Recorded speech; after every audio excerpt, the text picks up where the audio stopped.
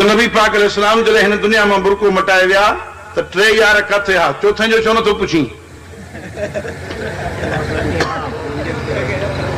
3 यार किथे हा पुछे तो, चौथे जो छो नथो पुछी?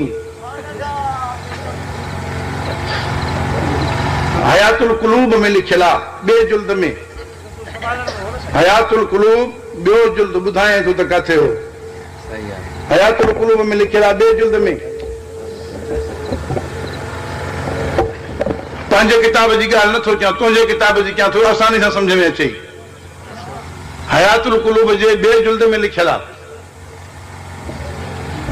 नबी पाक अलैहिस्सलातु वस्सलाम जन जॾहिं हिन दुनिया में लाॾाणो फरमायो आहे, हज़रत अब्बास वियो अली साईं वटि।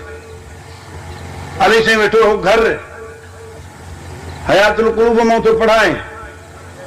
अली साईं वेठो हो घर, हज़रत अब्बास वञी उते चयोसि, होॾे नबी साईं जो जनाज़ो तयारु आहे, अबू बकर जनाज़ो पढ़ावई थो।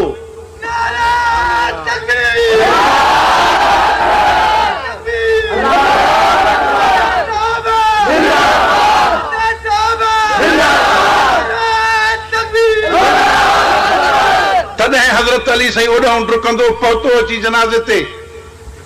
हयातुल कुलूब लिखियो आहे, बाक़िर मजलिसी लिखियो आहे, तुंहिंजे किताब में आहे, ईरान जो छापो आहे, जुल्द ॿियो आहे, खोले वञी ॾिस, नालो अबू बकर सिद्दीक़ जो लिखियल आहे। हाणे तोखां सवाल आहे त जंहिं महिल अबू बकर साईं जनाज़ो पढ़ाए पियो, हे यार उते बीठा हा त अली साईं घर कीअं वेठो?